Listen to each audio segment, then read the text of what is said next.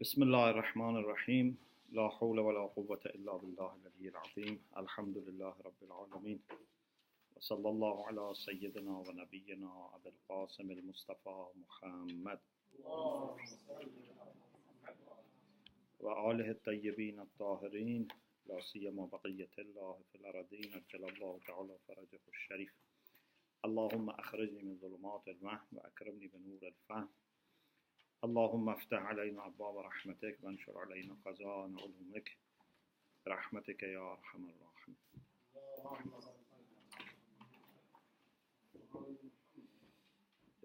Continuing our discussion about practical wisdom, today inshallah we talk about wisdom in speech, which is not just wisdom in talking, sometimes also can be wisdom in silence. So whether we should speak or not needs wisdom. You don't speak just because you are excited, or you don't keep silent because you are just worried, or you are nervous or you feel shy. We have to overcome our emotions and feelings and speak or remain silent based on reason, based on wisdom. So inshallah today we talk about wisdom in speech. But before we talk about this, there is a beautiful hadith that relates to wisdom in general from Amir al-Mu'minin alayhi salam, and I would like to share that hadith first with you, and then inshallah we go to our main topic for today. This hadith is in Nahj al-Balagha and also in Muntakhab Mizan al-Hikmah. There is a section about lajaj. Lajaj means insisting on something without good reason. Sometimes you insist because of good reason. That is not lajaj. But lajaj means you insist without good reason. You don't want to change your mind. You don't want to change your your position. You just repeat yourself and keep insisting. Lajaj is one of the things that contradicts wisdom. This hadith is the last hadith in the section on Lajaj in Mizan al-Hikmah, Muntakhab Mizan al-Hikmah, but it is from Nahj al-Balagha. It refers to few issues, few aspects of wisdom. إياك والعجلة بالأمور قبل أوانها. Be careful not to rush in doing things before their time arrives. Everything has a proper time. Al-umuru marhunatun bi'awqatiha. Everything has a particular time and depends on that time. We Muslims and other religious communities that we have lots of occasions in our calendar, or we have particular time for prayer. We should automatically be trained to think of proper timing for everything.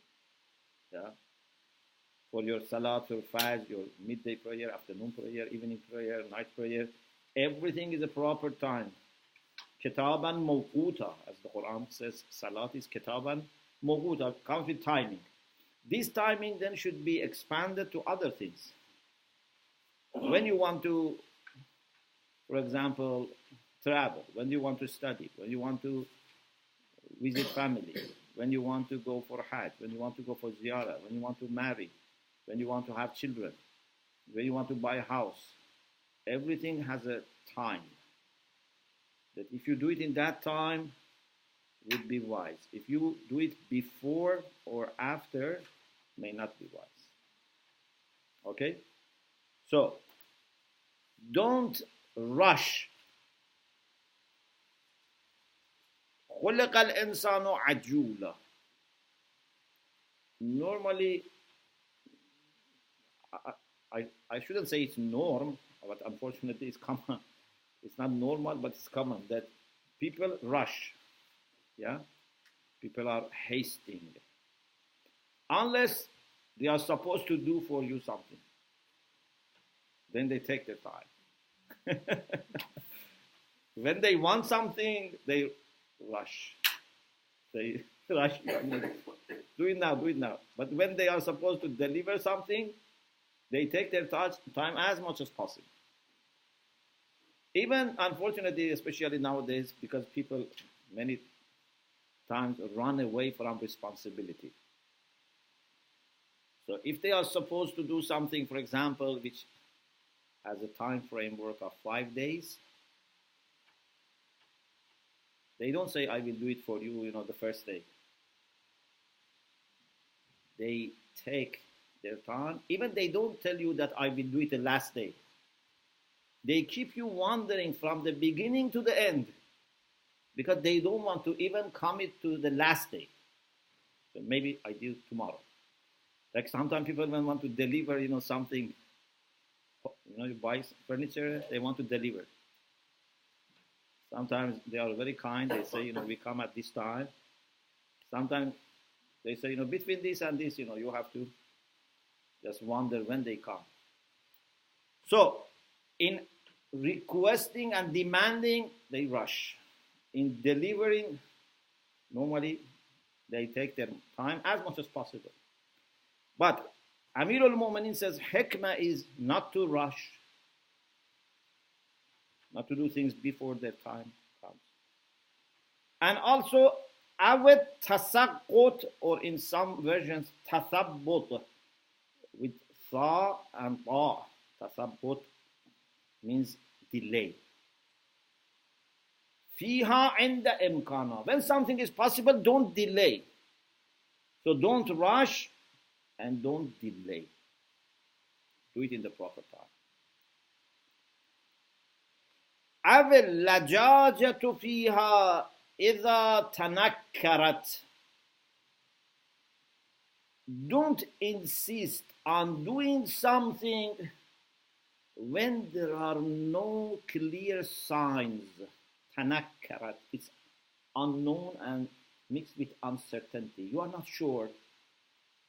If you are not sure, your study, your consultation has not convinced you that this is the right time, don't undertake doing this. But on the other hand, أَوِ الْوَهْنَ عَنْهَا إِذَا اسْتَوْضَحَتْ. But also don't be lazy or, don't underestimate doing something when it's clear that this is the time. Okay? So, when it's like a crossroad, when it is green light, go. When there is red light or you are not clear what is the light, you stop. So, don't rush before the time comes. Don't delay when it's possible to do it and it's a good time. Don't insist on doing something when you don't have evidence. And don't lose opportunity of doing this, and don't be lazy when everything shows that this is the right time. فَذَعْ كُلَّ أَمْرٍ مَوْضِعَهُ. As a general rule, Amir al-Mu'minin says, put everything in its due place. This is adl, but this is also hikmah. Because hikmah and adl, as we said in Aqaid, are very closely connected. But hikmah requires more than justice. Yeah. Some things maybe have no right over us, but they have a certain manner or timing. For example, maybe I put my, say for example, my very good, if I have very good clothes that I use for official ceremonies. Okay? Maybe I cannot say this dress has a right over me to keep it clean, because it's a dress. It's not a human being or animal that has right over me. So maybe I cannot say I have done zulm to it if I don't keep it clean or I don't put it in the cupboard. But certainly I can say it's unwise not to put it in the right place or not to keep it clean or tidy. So hikmah is more comprehensive and inclusive than adl. And you remember the example also we had in Aqaid. Who remembers in Aqaid when we wanted to distinguish between justice and wisdom about giving money? We said if someone is distributing money that belongs to us unequally, and this is equal share, this is zulm. But if he is giving from his own pocket, he gives to some people more, to some people less, to some people nothing, you cannot say you are doing zulm, because it's his own money.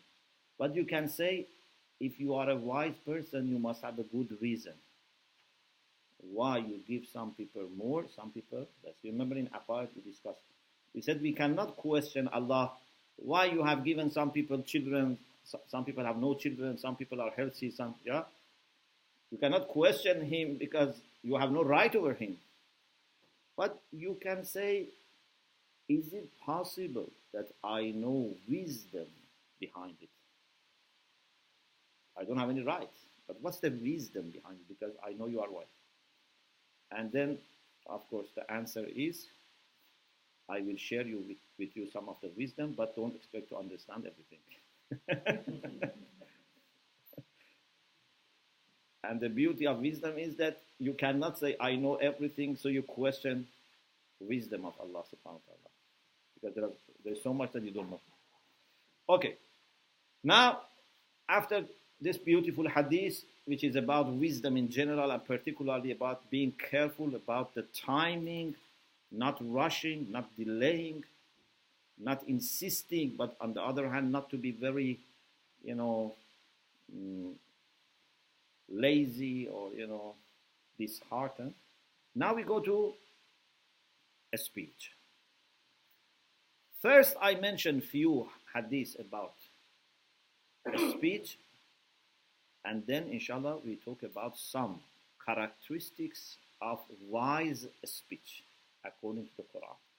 Of course, in these hadiths, also some of them are mentioned, but we focus on the Qur'an afterwards.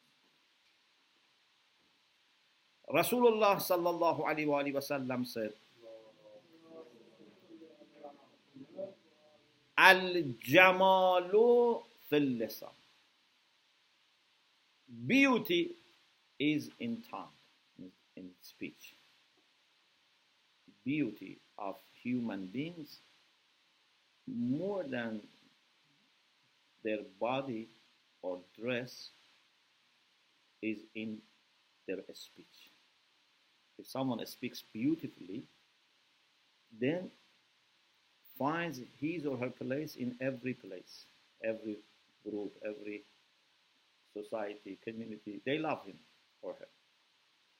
But if you are very beautiful and handsome, but you speak rudely and impolitely, no one, wants to be with you. Al-jamalu fil lisan. Or in another hadith, Rasulullah said, Dhalaqatul lisan, dhalaqa, dhal and qaf. Dhalaqatul lisan, ra'sul mal. eloquence and beauty of a speech is the capital. You don't need that much other things. If you have the main capital, other things come. But if you don't have this, even if you have lots of other capital, they will not work. Amirul Mu'minin alayhi salam said, Al-lisanu mizanul insan.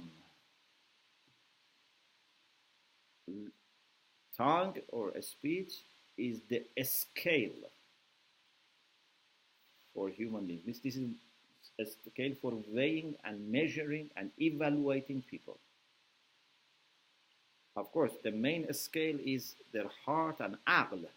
But what is your way to access heart and aql? It's the speech. Yeah?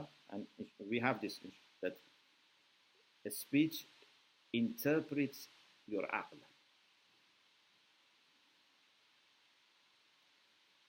Al-insanu lubbuhu lisanuhu wa aqluhu dinuhu. This is also from Amirul Mu'minin. Great emphasis is put on a speech. Human being, his lub, his like brain, is his speech, his tongue. What does it mean? It means that the way to look at someone's intellect for outsiders is what he says. You know, how can a doctor understand someone is ill? Some of the illnesses are very deep inside, but there are symptoms. And these symptoms are normally on the surface of body. Yeah? If fever was just inside, it was difficult for doctor to understand, to diagnose. Yeah? But the good thing is that if it is fever, if it's the color is pale or red, whatever, if there is a pressure in blood, everything on the surface can be seen. You can see rationality of people, understanding of people, knowledge of people, even akhlaq of people through what they say. Even if they are dishonest, listening to them after a while shows that. You cannot deceive all people all the time. Yeah? And those who have basira, those who have insight, they understand it very quickly. Like, suppose someone who is ill, but is hiding his illness from doctor. For example, he doesn't want to show that he has fever, so he holds some ice in his hand. Okay, doctor understands. Or the other way, there's a naughty student doesn't want to go to school, puts his hand in under hot water and says, I have fever. Experienced doctor understands, because normally this symptom comes with another symptom, so it's not easy to deceive an experienced person. So those who tell lies, maybe they can deceive naive people, but they cannot deceive people who have experience and insight. So, lubbuhu, lisanuhu, wa aqluhu, dinuhu. And his intellect is his faith. So much connection between aql and religion. Yes. Yes. Yes. So, lub means inside, can be brain, like your aql or your brain. In another hadith, Amir al-Mu'minin said, Lisanuka tarjumanu aqlik. Your tongue is interpreter of your aql.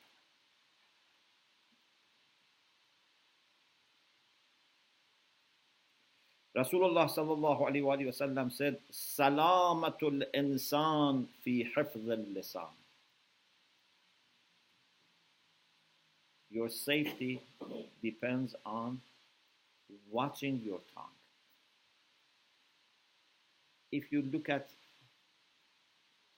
people's lives, if you look at societies, countries, you see many problems are just because of not speaking properly.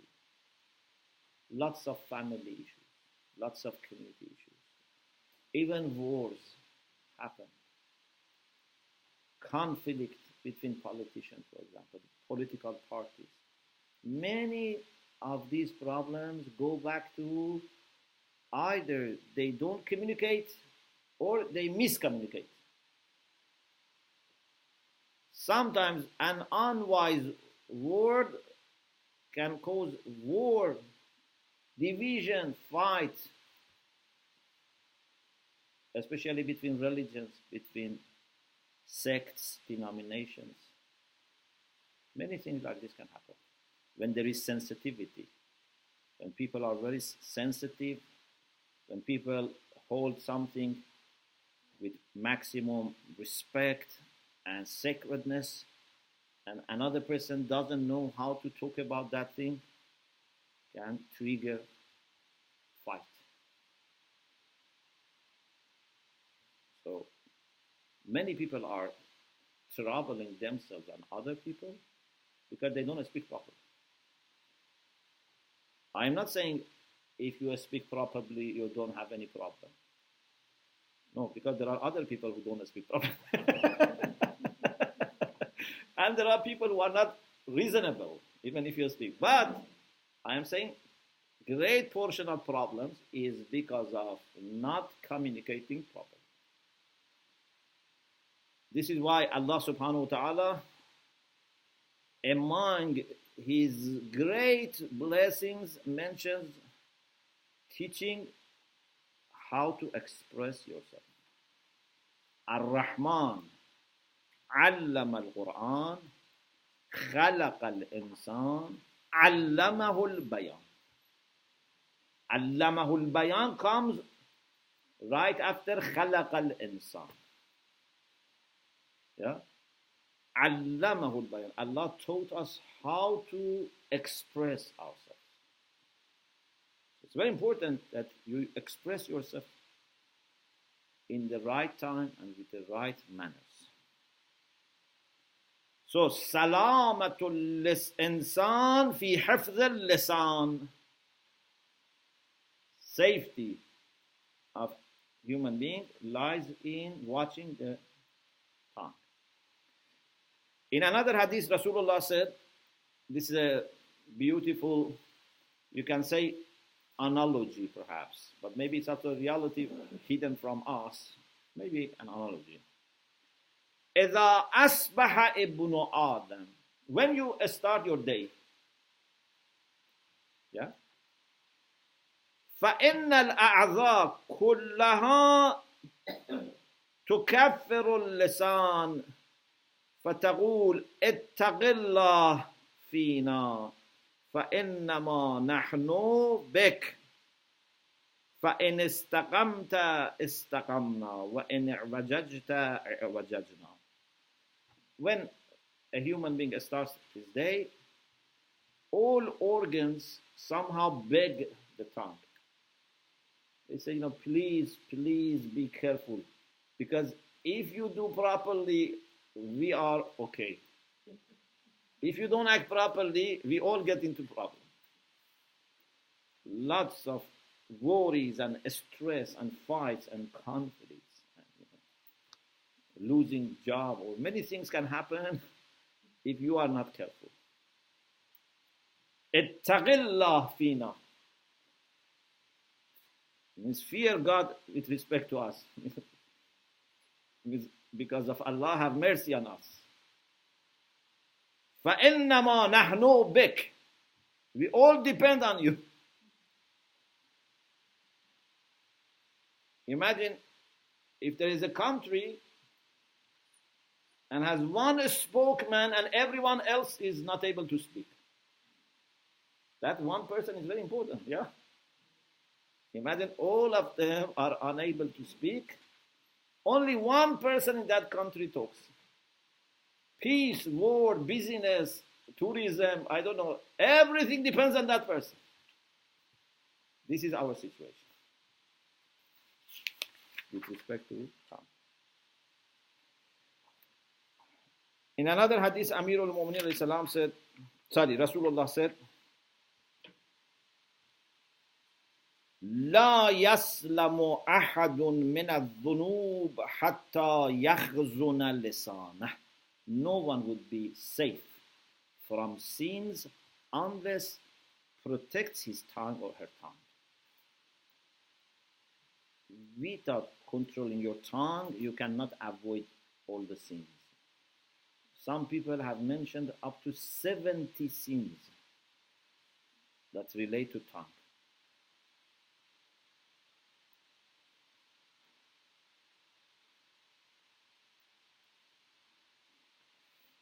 Amirul Mu'minin said, Man hafidha lisanahu satarallahu awratah. Whoever protects his tongue, Allah subhanahu wa ta'ala would provide him with cover. The things that he doesn't want people to know, Allah keep them secret for him as long as he controls his own tongue. So if you speak properly, the rest will be okay.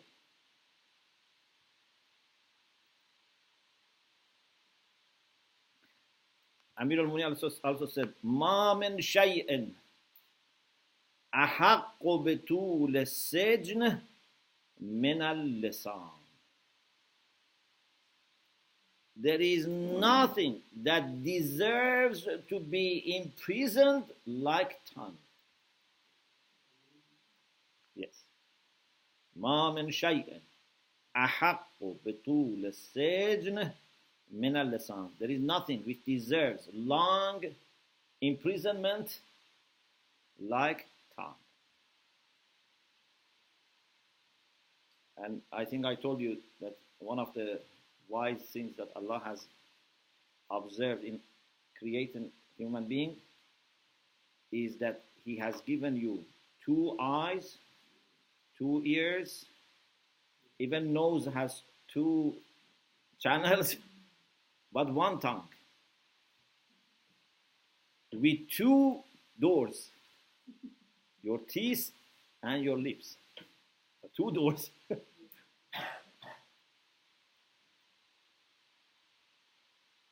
So we have to be very careful about this part of body, which if functions properly is the best part.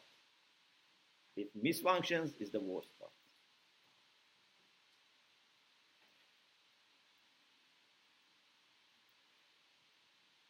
The next hadith is from Amirul Mu'minin, but he quotes Rasulullah. لَقَدْ قَالَ رَسُولُ اللَّهِ. Amirul Mu'minin says, Rasulullah said, لَا يَسْتَقِيمُ إِيمَانُ عَبْدٍ حَتَّى يَسْتَقِيمَ قَلْبُهُ. Your iman cannot be alright unless your heart is alright. But وَلَا يَسْتَقِيمُ قَلْبُهُ حَتَّى يَسْتَقِيمَ اللِّسَانُ. And your heart cannot be alright on the right track, istiqamah, on the right track, unless your tongue is on the right track. فَمَنِ اسْتَطَاعَ مِنْكُمْ أَنْ يَلْقَى اللَّهَ تَعَالَى وَهُوَ نَقِيُّ الرَّاحَةِ مِنْ دِمَاءِ الْمُسْلِمِينَ وَأَمْوَالِهِمْ سَلِيمُ اللِّسَانِ مِنْ أَعْرَاضِهِمْ فَلْيَفْعَلْ. So, whoever among you can make sure that he meets Allah while his hands are not involved in killing people or damaging their money, and his tongue is not also responsible for damaging reputation of people. must do it. So if you can meet Allah subhanahu wa ta'ala without doing any harm to people's money or blood or reputation, you must do it. Money and blood is with hand most of the time. Reputation normally is with the tongue. Normally people with words damage reputation. With hand you cannot damage reputation. Normally. Unless you make mockery with hand, But normally it's with speech that people damage reputation.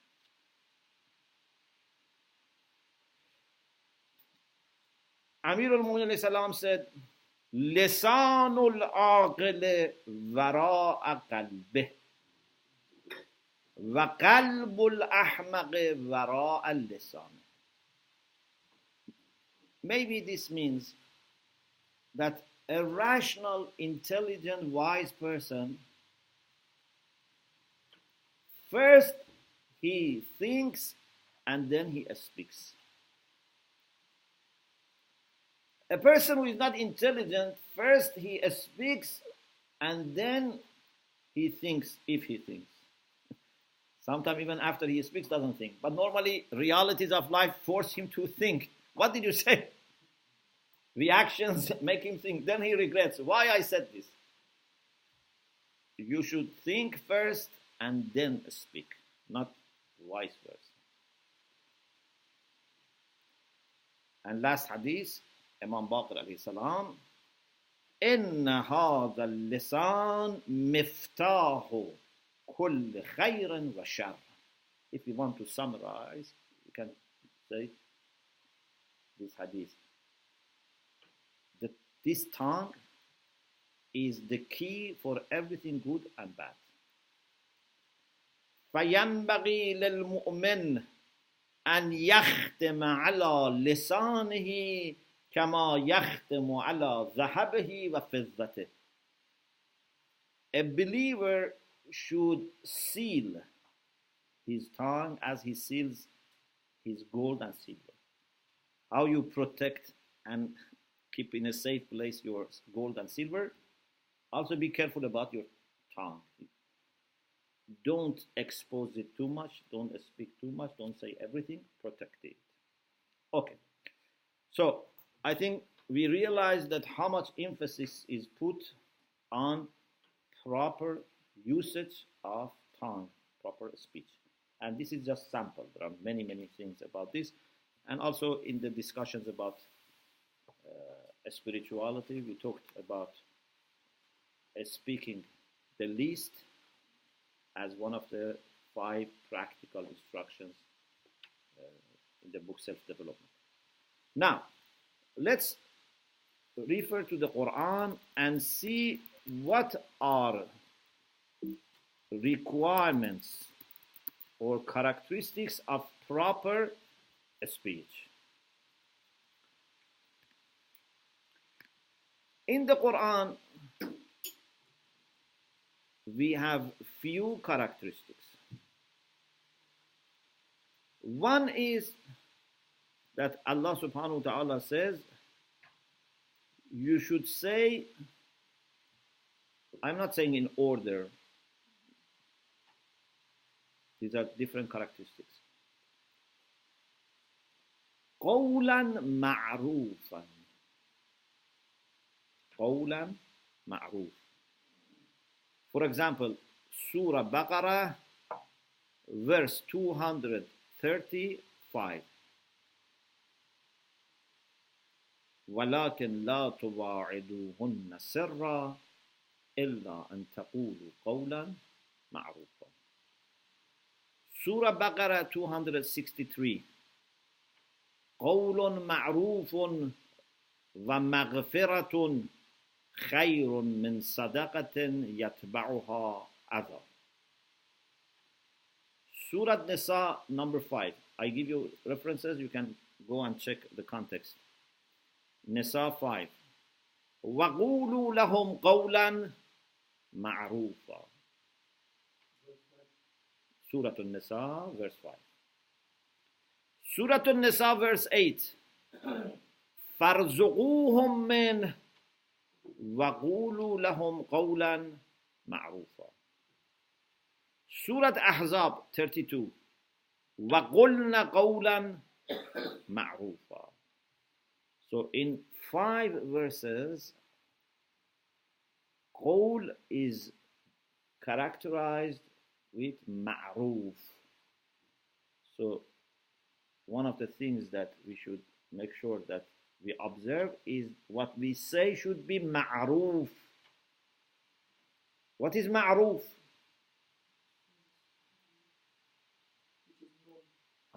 What does it mean is known? Ma'ruf, of course, there are lots of discussions here among mufassirin, interpreters of the Qur'an, but maybe we can summarize in this way.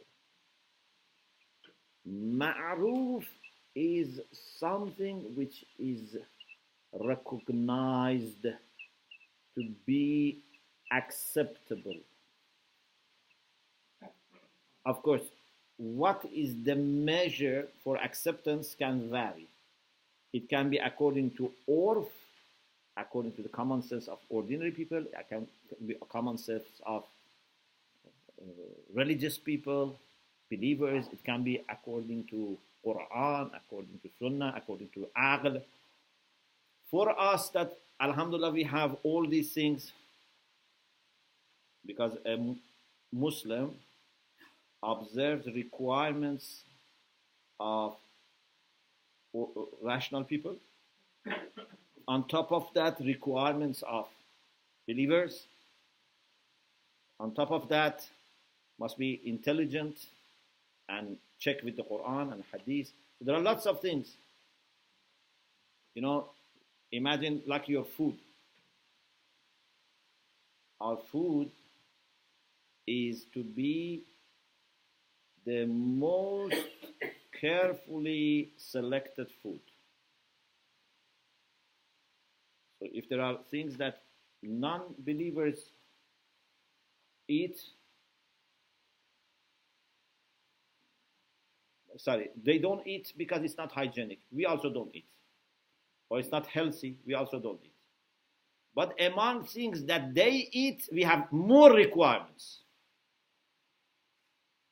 So we eat anything which is good, which is healthy, which is clean, but plus it has to be halal. Plus it has to be my own, money. Yeah. No poor person should be looking at what I eat without sharing with them. I have lots of requirements. Yeah. So for us, a good food has more requirements than a good food for someone who is not religious. Yeah, it's not the other way around, or it's not that they have some requirements, we have some requirements. No, normally we should have higher standards. Okay? So the same should be with other things. We try not to do something which is not acceptable according to urf of ordinary people, but also we have our own urf. There are things that you cannot do on the streets in London, so we don't do it. There are things that also you cannot do in the mosque. We also observe that as well. No? So on top of what everyone here observes, we have more to observe. And then there are things that in Hawza you have to observe. There's more than even mosque that all mu'minin go. Yeah? So we build upon that. So ma'roof means something which is compatible with norms and standards, and these norms and standards can have different levels depending on which circle you are associating yourself with. So when it comes to us speaking to people, how polite should we be? Very polite. We should not say what educated, polite people in the society avoid, we should not say it. But also there are things that they may say, but for us it's rude. Yeah, what is rude for them, it's rude for us, but something which is not rude for them still might be rude for us. Yeah? For example, they don't swear at their father or mother. We don't swear. But also, maybe something for them is not rude. For example, to call your father with first name. But we don't call our fathers with first name because we have higher standards. Yeah? Or the way you dress in front of your parents. In some societies, maybe they can come in front of their parents with, swimming dress or I don't know, nakedly. But we have higher standards. So ma'ruf for us is higher, not less, not parallel, most of the time. Unless they have something which is un-Islamic totally. Maybe there are societies that they have some urf which is based on Jahiliyyah, like Quraysh, before Islam, Mecca before Islam, they had some urf that was Jahiliyyah. That is something different. But most of people don't have that. So, what you say should be ma'ruf, means recognized to be according to standards, expected from a good person, from a polite person. Okay? Number 2. Quran says you should also say what is beautiful and what is the best. وَقُولُوا لِلنَّاسِ حُسْنًا. Surah Baqarah number 83. You must say to people husna. Husn in Arabic, as I have said many times, is not just good. Husn is good, which is beautiful. The emphasis is put on both. Khair means good. Khair opposite to shar. Khair sometimes means better, but khair sometimes means good, opposite to shar. But husn is goodness and beauty together. قُولُوا لِلنَّاسِ حُسْنًا. Speak to people in a beautiful manner. And nas, also as you know, normally in the Quran, nas means people who may not share with us our faith. Nas can be a Muslim from another school of Islam or can be a non-Muslim. Yeah, human beings. For example, Imam Sadiq alayhi salam, in reference to this ayah, said, visit their ill people. If a non-Shia becomes ill, you go and visit them, you attend their funerals, you say prayer in their mosques, if they are Sunni, for example, Sunni brothers. This is part of Qulul al-Nase Husna. We as Shia cannot say bad things to non-Shia. If we follow the Quran and Ahlul Bayt, if we follow Quran, we should speak with a nice way, meet them, respect them. Don't let even physical separation be established. Go to their funeral, go to their mosque, go to their gatherings.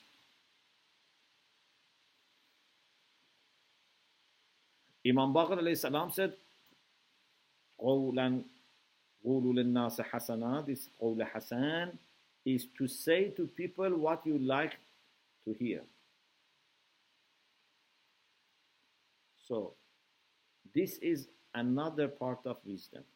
You speak beautifully. But in Surah Isra, number 53, Allah says, وَقُلْ لِعِبَادِي يَقُولُ الَّتِي هِيَ أَحْسَنُ. Tell my servants to say what is the best, what is the most beautiful. So if you can say something better, don't be satisfied with something which is just good. Yeah? It's like an artist. A good artist never reserves his talents and skills. Yeah? Every piece he tries to make it as best as he can. A good engineer, a good architect, a good builder, a good cook, a good lecturer always tries to make his work the best. Yeah? Forget those who cheat. They just try to finish it and run away. But someone who loves his job, yeah? If you are the best cook, what do? You make food as best as you can. If you are the best gardener, you make the best garden as good as you can. So when you can say something better, don't say just what is good. يَقُولُ الَّتِي هِيَ أَحْسَنُ. This is why I say, with a kind of also pain, that the followers of Ahlul Bayt alayhim salam must be the most polite people in the world. We can disagree with people. We can sometimes criticize, but you have to be always polite and respectful. No one should be more polite than you.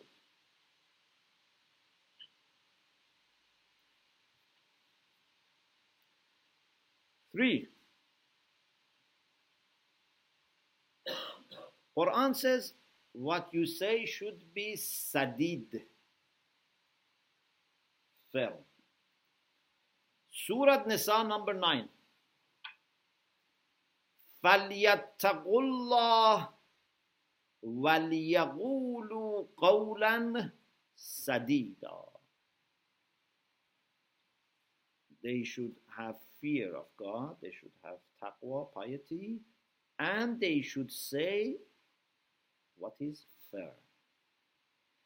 So when we say beautiful, we don't mean to say something which is not true, something which has no basis, to flatter people. Yeah?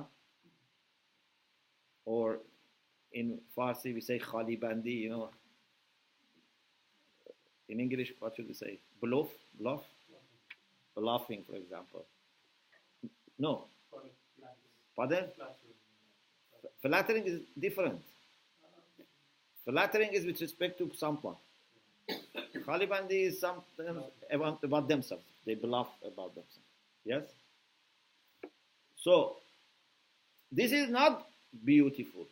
This is not a qawla hasan. You know that you flatter people, you say things which are not right.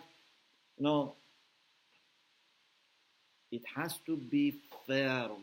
Means it has to be based on facts, on arguments. You believe in what you say and you can argue for what you say.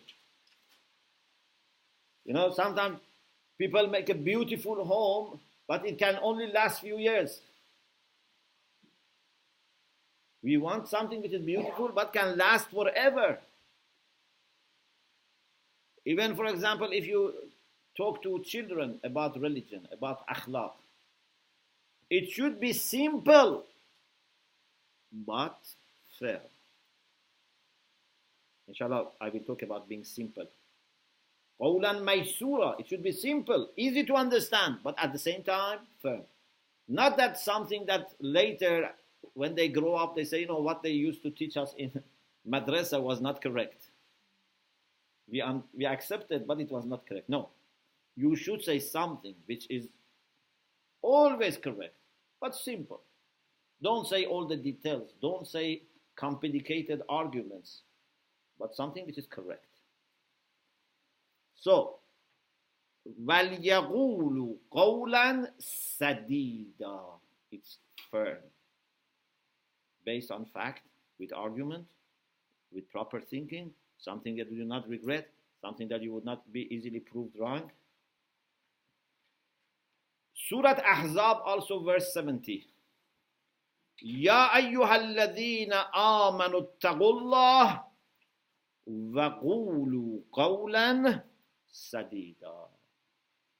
Oh, those who have faith, have taqwa, like previous ayah, فَلْيَتَّقُوا اللَّهَ وَلْيَقُولُوا قَوْلًا سَدِيدًا. Here is اتَّقُوا اللَّهَ. This is for the present, not for absent.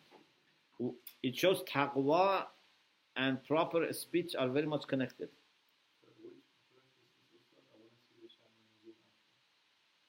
Verse 70. Ahzab. Ya ayyuhalladhina amanu attaqullah wa qulu qawlan sadida. You should have taqwa and say what is firm.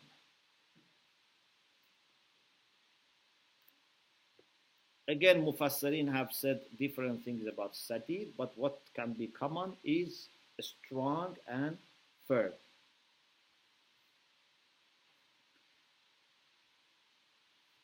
Inshallah, after a short break, we continue with other characteristics of proper speech according to the Qur'an.